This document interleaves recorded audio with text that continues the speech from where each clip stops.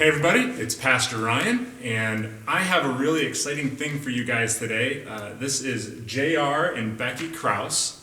They are missionaries in Quito, Ecuador, and in general South America, correct? Mm-hmm. Okay. And we're just going to chat a little bit about these guys, how they got into missions work, and the work that they're doing down in Quito. And yeah, hopefully you guys will find it interesting. We're just going to be talking, so hopefully you enjoy the conversation. So, guys, how'd you get into missions work? Okay. I, as a young student in college, was studying agriculture, and I also learned that you could be a missionary at the same time. I learned about missions that were looking for people who had missionary training, but also had agricultural training. Not all of them Free Methodists, but the Free Methodist Church at that time had something going on in Haiti. That was back in 1989. And so I received an invitation from the Haiti Free Methodist Mission, and went there as a single guy, about 26 years old. 26, cool. So I'm going to make you feel old. I was born in 88. But, okay, so you got in through agriculture. I know agriculture is a big thing in our community. Yeah, and why Haiti? Because Haiti, 70% of people in Haiti are directly dependent on agriculture for their livelihood. Oh, wow. You know, it's a subsistence sort of livelihood versus less than 2% here in the United States. Okay. That directly depend on agriculture for a living. Interesting. 70%. So we have pastors and many churches in Haiti that are rural, and people are scratching a living off the land, and so the mission had different kinds of outreach projects. Some of them were animal projects. There was worked with another NGO on reforestation, providing NGO for people like me. A non-governmental organization. Okay. And it was a large organization that worked around the world, but they had a specific project in Haiti to increase farmers' abilities to grow trees in ways that in areas that they wanted trees, but trees that were quick growing and provided within 5 years something useful in terms of lumber. Okay. Yeah, so those are some great challenges, and then just the fact that Haiti is very hilly. People are farming on hillsides with hard rains and things. Soil washes into the sea. So we taught soil conservation, soil improvement. Also, eventually we got into gardening also, because they were buying things like cabbage and beets from the market, but when they could actually grow them themselves and actually make some money off of it. Gotcha. So you were kind of training people how to improve what they were already doing in their I wasn't teaching them agriculture as a living. They already knew. Yeah. They were scratching a living off living off the land. This was just trying to help them in some ways to be more productive, and without really changing a lot their customs and cultures, trying to work within those boundaries. Okay. And I worked a lot. I wouldn't have been successful if I hadn't worked with a Haitian fellow. He's a young guy my age, and we got 2 motorcycles and we drove all over northwest Haiti, working with usually church folks at 2 or 3 different churches. Okay. So maybe a question about ministry philosophy that comes out of that. What do you see being the main purpose of that type of mission work, where you're doing something like farming? How do you connect that to the gospel and to your faith as a Christian? That's a really great question. I always saw myself as not being a permanent fixture. I think that had to be one of the foremost things in my mind, that I wasn't always going to be there. So definitely someone had to be learn and be able to do those things after me, and then actually improve upon them. As far as we always were anxious to see people living in the complete image of God, not just being more prosperous and able to make more money, but that they were, at the same time that they were growing spiritually and learning new things about themselves, about their identity, because many people have a very poor self-identity, the people that I've encountered over the years, and I went on from Haiti to Peru and then to Ecuador, and I find that the people were growing up with a very poor sense of identity, self-esteem, low self-esteem, so it was actually just trying to provide some kind of hope to them and trying to encourage them, okay, you have been blessed, please share this, make sure you pass this blessing on to other people. There was no way that I was going to solve Haiti's problems, but that was the Lord's problem, wasn't my problem.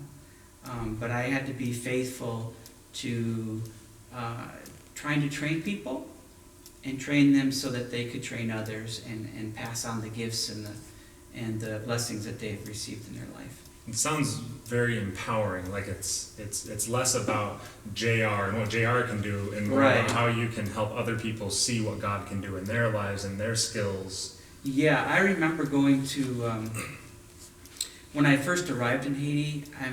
I think the idea was there. The idea was when I met with pastors, they'd say, "Well, whatever you want to do." And I was thinking, okay, they're very used to this. From the top down, whatever we can bring, they would accept. But that's not the way I wanted to work. I wanted to empower them, like you say, and value their ideas and what they wanted to work on and build from there. A much more tedious, long process. And for those who count results by how many bricks or how many things are built, I might have a poor track record, but I think investment in lives is counted way more in my estimation. That's the way I tried to work. Yeah, that makes sense. And Becky, how about you? How did you get connected with all this? Well, I went into missions independently of him, obviously. I grew up in a home that was very supportive of missions. I graduated from Greenville College in education. But I was open to doing missions. I had gone on one short-term missions trip. But I thought, well, I'll teach in the States a couple of years, get some experience, and then maybe go on a mission trip or go to grad school and meet a husband there, kind of thing. But someone encouraged me to put in teaching applications in lots of different places. So I applied in the States, I applied in the Dominican Republic, I applied in Haiti. But the whole time, well, after I'd done that, God really put a desire in my heart to go to Haiti. And that's where I ended up going and teaching an international Christian school that teaches in English. And while I was there, I met a young man who was working in agriculture with the Free Methodist Church. And we could tell you lots of stories about dating in the fishbowl of missionary life and communicating on not private at all, fixed frequency radio with everyone else listening in on our conversations. Mm-hmm. Yeah, it was great.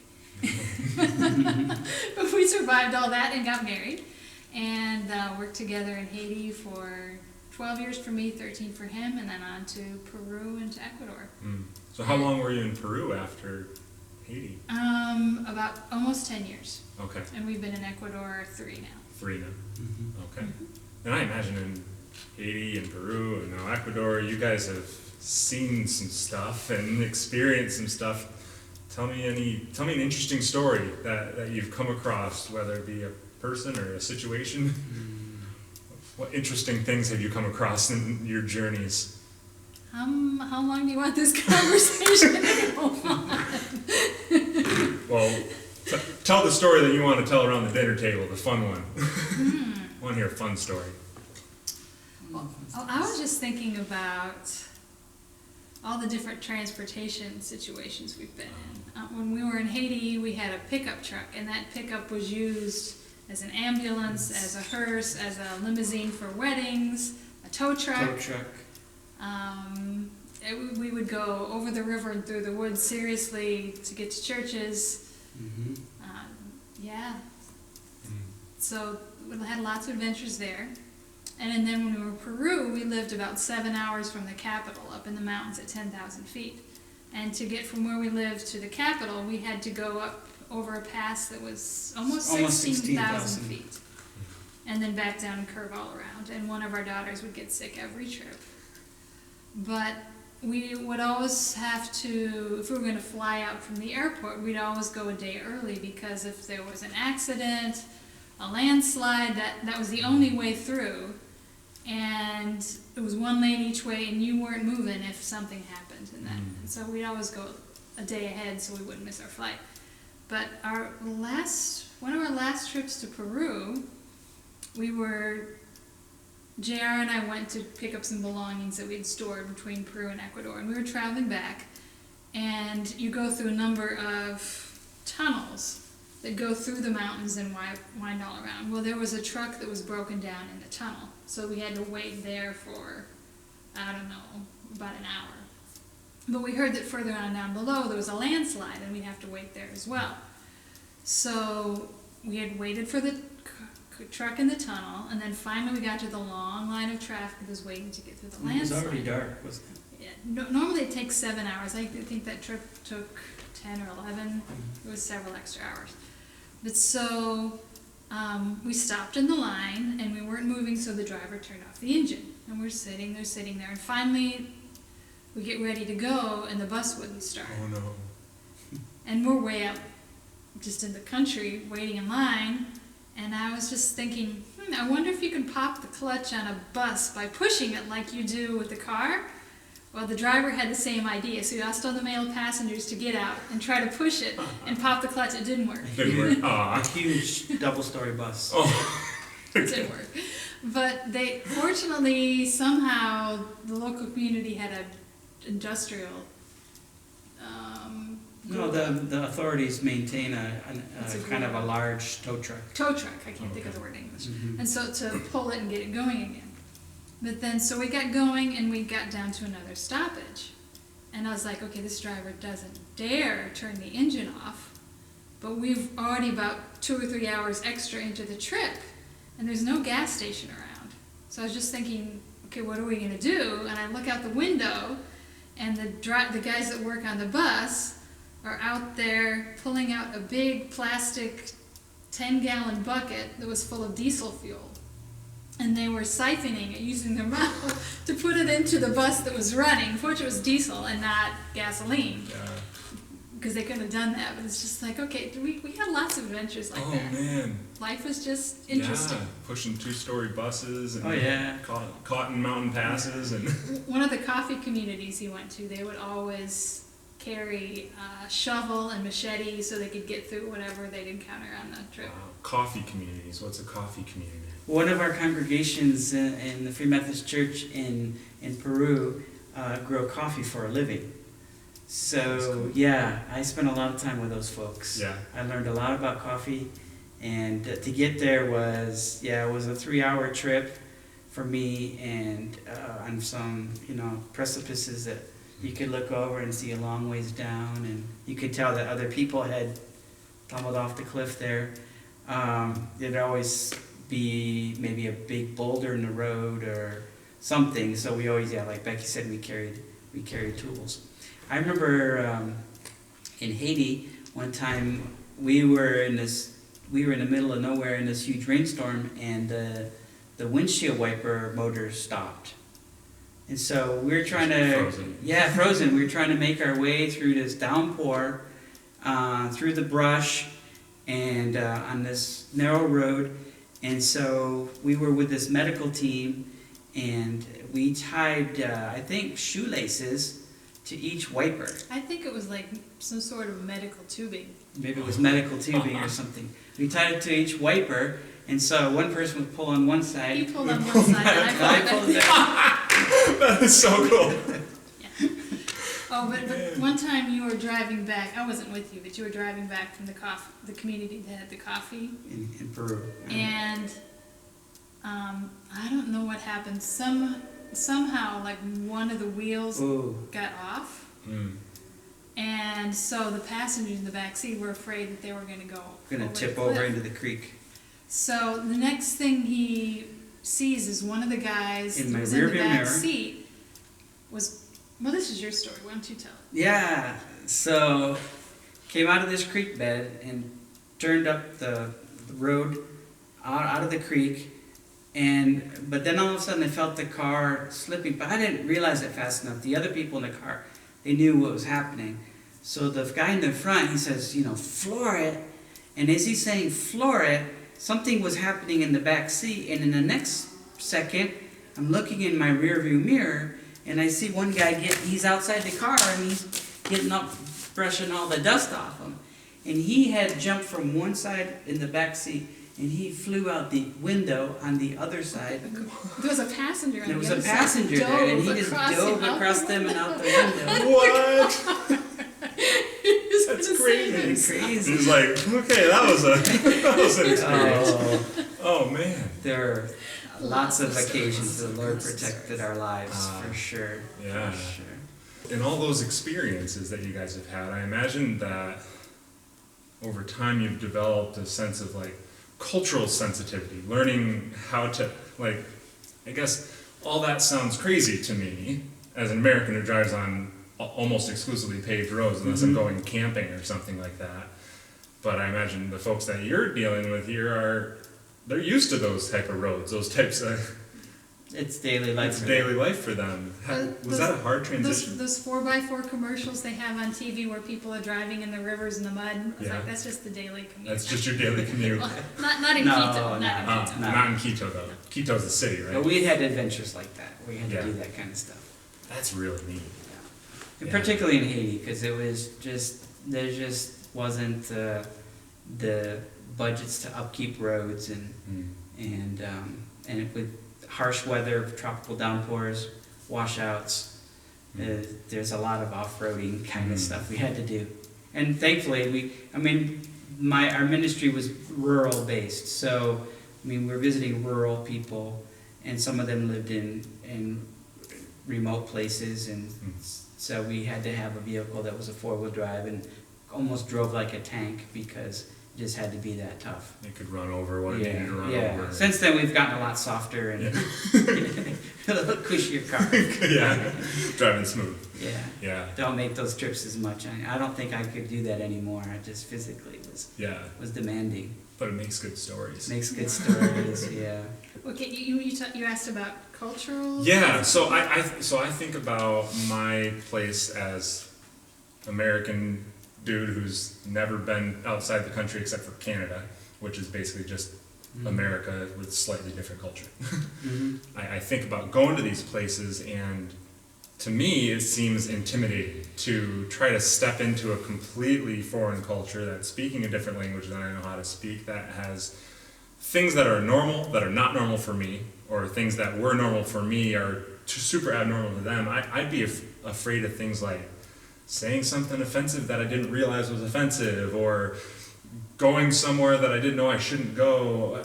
Have you guys come across that in your journeys where you stepped on a toe you didn't mean to step on because you didn't know better, or have you been trained along the way? The most glaring incident for me one time was I was very young. I hadn't even gone to Haiti yet. I went to Honduras for 2 months, and I remember one night I was downtown and I was trying to figure out how to get on a bus, and it was all dark and everything, and I just remember I must have stepped backwards on a very poor lady that was crippled, and I didn't even know she was there, and I remember she hitting me in the back of the legs because of course I'm stepping on her. But it just reminded me of I am this foreigner here and I don't even realize what's going on. So that's a very glaring example. I think today even we still at times will always feel outsiders. We've learned a lot, that's for sure. And I was thinking what some of the ways we've learned, how do we learn to be culturally sensitive? And that is we had I would say personalized cultural guides, people that were willing to be open with us in saying, you know, this is the situation we're going into, and this is sort of how you can navigate this. Or I would see something happen, and I would ask, my guide was a guy named Isaac, and I would ask Isaac in Haiti, and I would say, Isaac, I saw this happen. Why are people acting like this? What's their thinking in doing this? And so he revealed a lot of what would go on in a Haitian person's mind, so that I could understand, I could be much more culturally sensitive. I observed a lot too. That was another way, not just by having someone be your guide, but just, I think we learn the skills of when you walk into a room, you see how people are acting. I think it's just sort of natural. But if you're sensitive to it, that you don't want to be this, you don't want to be this glaring spot in the room, but you want to be able to blend in and mold in. So you observe what other people do, and there are cultural cues that were very strange to us. Being an individualistic culture here in the United States, and being in the countries where we've served, people are oftentimes more closely knit together and more socially knit together, and very aware of what other people are doing, and going with sort of a group mentality rather than individualistic mentality. I'm going to do this, do it my way, and I don't care what other people think. This is just the way I want to do it, and I'm going to do it. But in cultures where we've served, it often hasn't been that way. So we had to learn to sort of remold our thinking, and how do we best represent Christ, and by fitting in and being respectful, and learning what are the signs of respect. In some places, walking into a room, you have to greet everybody in the room. And if you don't, it's considered like really rude. That's just an example. I greet them with a kiss on the cheek. Or greet them with a kiss on the cheek, or a good handshake and a half hug to men. Where we are now in Ecuador, that's just standard practice. And so if you refuse to do that, you're going to it's going to be tough rowing for you.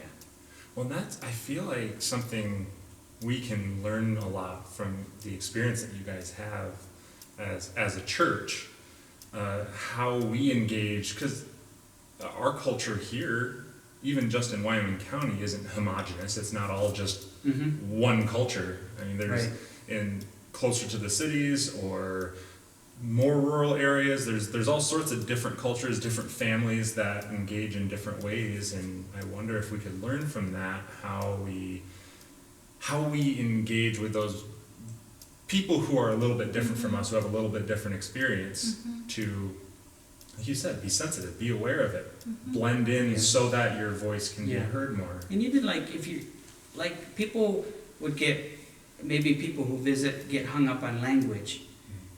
Well, I can't learn the language. Well, that's okay, but if you are willing to make an effort, that's what counts. Not that you have to go and already speak the language, but if you are willing to do the best you can, and so that you have shown people that maybe have a low self-esteem that their language matters.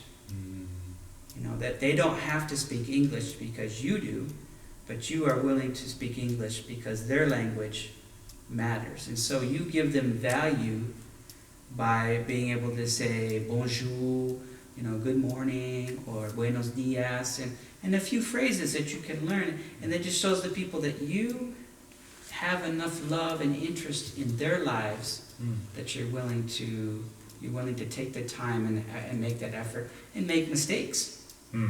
They don't really care. They see what's in your heart. They see that you wanted to make an effort to learn their language.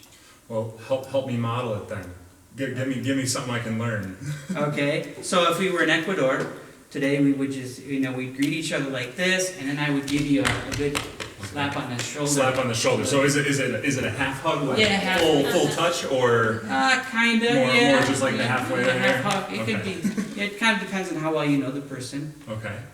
And the church has a little bit separate culture, I think, than the larger world. I mean, if you met someone for the first time in Ecuador that wasn't part of the church, you might just shake their hand. Or who wasn't your friend. Or who wasn't your friend. Okay.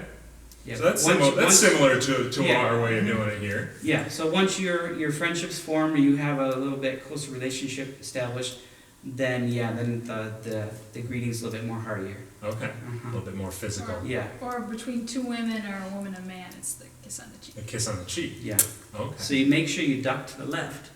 Duck to the left. Yeah, because Okay. they're ducking to the left. Okay, you don't want to both Yeah. one go left, one go right, because then it's a lip and it's gonna get awkward You're quick. gonna bang heads, get awkward quickly. I Yeah. can see myself doing that and being Yeah. real embarrassed. Yeah. So My it's face gets extra red.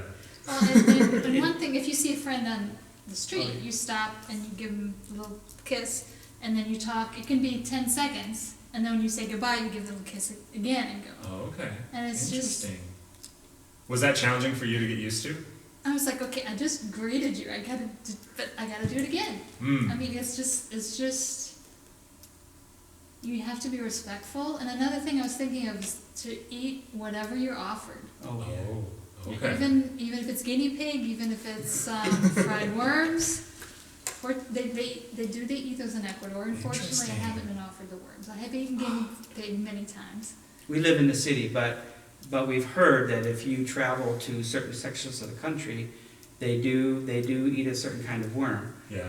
And yeah, it would be pretty bad, a bad gesture to refuse Their hospitality. their hospitality, Right. because they're trying to.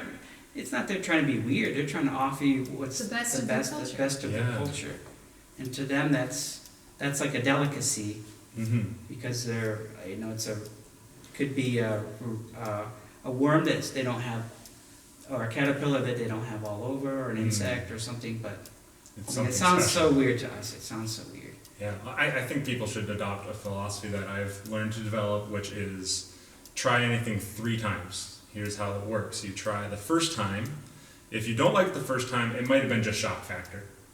If you don't like it the second time, it still could have been influenced by that shock of the first Yeah. time. Or how But it's if- prepared. Or how it was prepared, exactly. Like me, I'm only on round 1 of trying deer liver.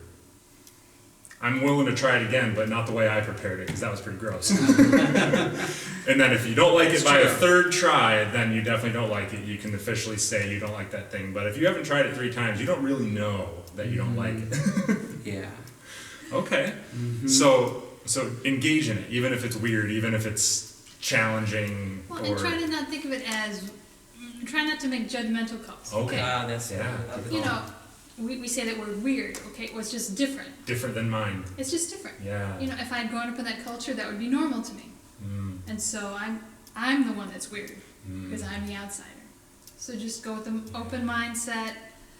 I'm a guest here. I would like to get to know you and work together, and not coming with the superior, I have better education, I have more resources. No, we're all on the same team. Mm.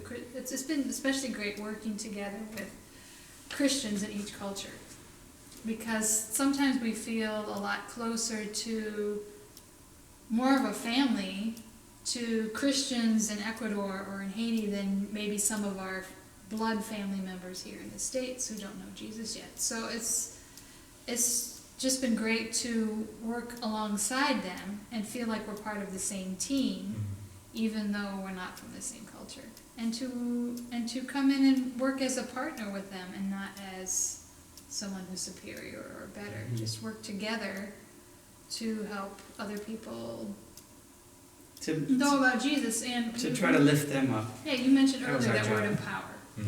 Yeah. A lot of our job is helping to train leaders so that they can do the leading, because they'll do a lot better than we Oh, ever way could better in their than own us. culture. Mm. Uh-huh. So just try to help them have the tools and the knowledge they need to run with it. Okay. And the confidence. Mm. Confidence. Uh-huh. And I feel like you guys are tapping into a bit of your core ministry philosophy here about this isn't about Americans going to some other country to fix something. You're entering as the outsider and helping people who are already there, not by telling them what to do, but by telling them that they're interesting and valuable and you want to know more about them and you believe that God has something good inside them. Yeah, and that combines with the idea that we always remember that we're not a permanent fixture there. These people will continue long after we're gone, or the people that they train. So the idea is to empower and lift up as many people as we can, invest in their lives, because they just, like Becky said, they just do it so much better. They know the culture. They're insiders. They already know the language. They already know the culture. We're still sometimes feel like we're stumbling around, and so we tend to pour our lives into the leaders that are there now, so that they can lead more effectively and with greater impact, and be encouraged to train others after them. So how do you see? So I'll kind of speak for the Valley Chapel community. What do you see being the value of having an international community connection, like you guys in Quito connecting with us here at Valley Chapel, and like having a back and forth relationship? What's the core value of having that relationship? Well, first of all, I think of the Great Commission, which is Jesus saying to his disciples, those who follow him, that with his authority he sends us all. Okay, and then in Acts 1:8 it talks about where they would be sent. They would be sent to places close by, and they would be sent to places far away. Some of them would go far away. So I think it's great when a church has definitely making an impact in its global, in its near surroundings, but that it has an eye and a willingness to be partnered with the longer surroundings, the places that are farther away, because it's all working in the same thing, that all people could be invited to be disciples, and they could be taught, and they could be baptized, and they could learn about being transformed, and sharing that then again with other people. So we're not just called to do it locally, but we're all called to be involved locally, but also partner and enable people who can work, be your hands and your feet in faraway places.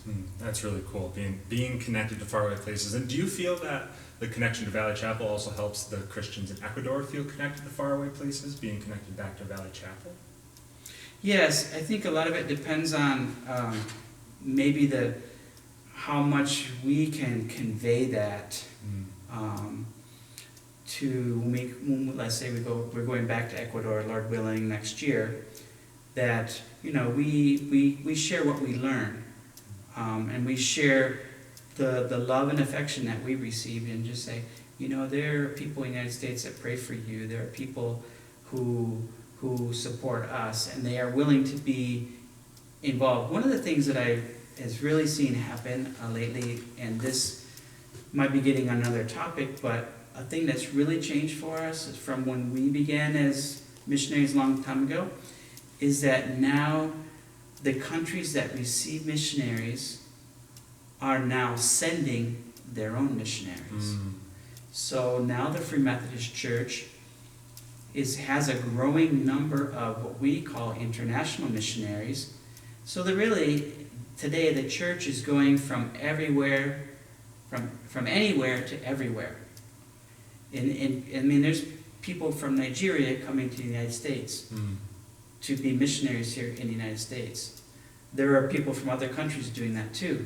But we see in our own context in Free Methodism is that we have in Latin America, we have folks from 2-3 different countries, and they are now missionaries in other countries in Latin America.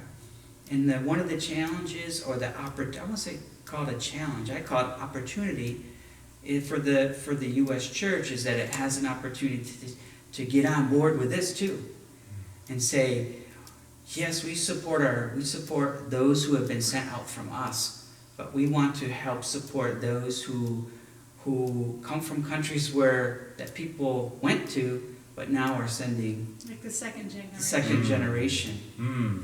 And these folks are doing it super effectively. They're fruitful in ministry, and I mean we have a David and his wife.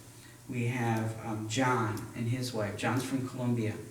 We have Eunice. She is from Mexico, and she is working in Ecuador. And that's just, I think it's just the beginning. But the thing is, that oftentimes they don't have the opportunity to come to the United States and tell their stories.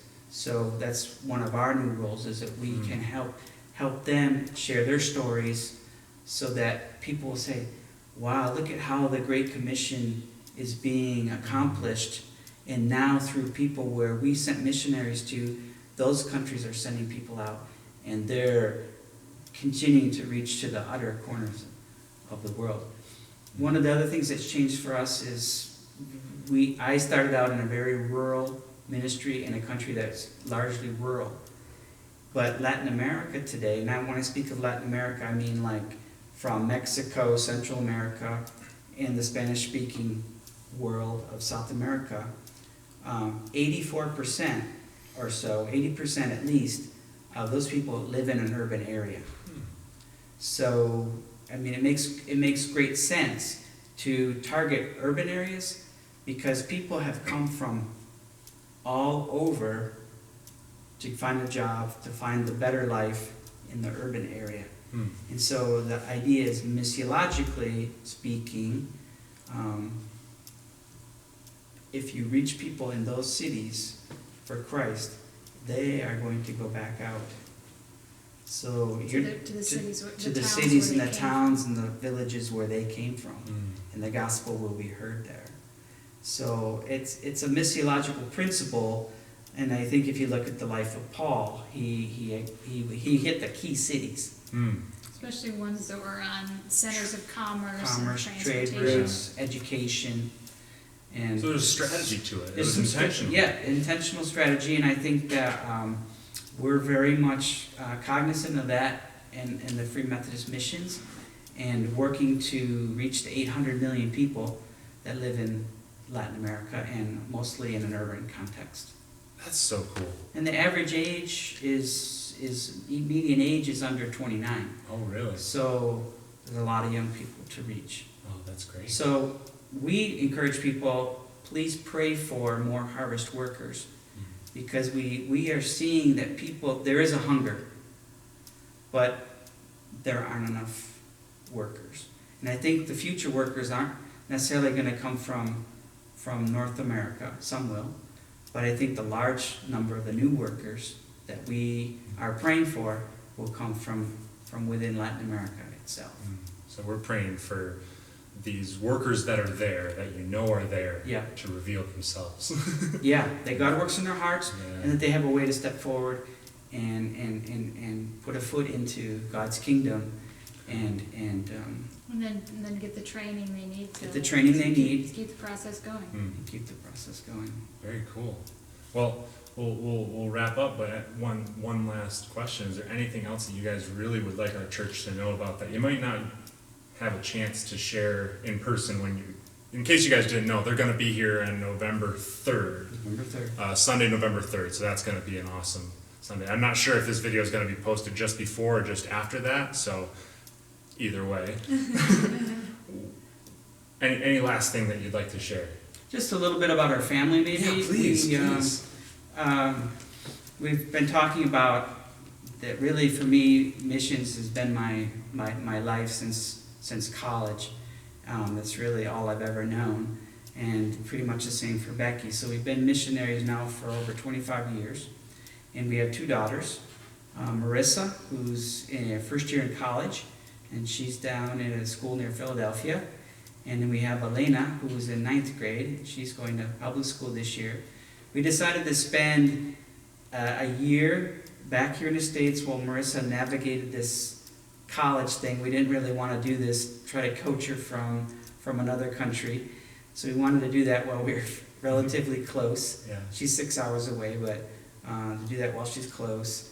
And definitely give us an opportunity to really improve and just the linkages and connections we have with the wonderful churches of the Genesis Conference that support us, and Valley Chapel is certainly a major partner for us, and we want to be able to have the chance, I think we'll do that on November 3rd, to say thank you so much, to tell a little bit about our story about Ecuador and what our ministry is like, and then try to expand it a little bit bigger to saying this is the context we're working in. It's just an amazing privilege for us to be able to do that, and then to help people think about their own context and how they can be the church outside the walls of the building. Okay. Well, I really appreciate you guys sitting down and doing this interview with me. And It's been fun. We'll be praying for your family as you do this whole year of transition. We'll be praying for the people that are in Quito, that we're asking God to work in their hearts and raise them up so that they can spread out and we can see the gospel continue to spread. And we'll certainly be praying that we have opportunities to be the outsider and to step into somebody else's sphere and learn from that experience, you guys. But hey, thank you so much. Thank we you. got it. Let's see it. Yeah, let's try it. Hey! All right, well, we'll see you guys at church.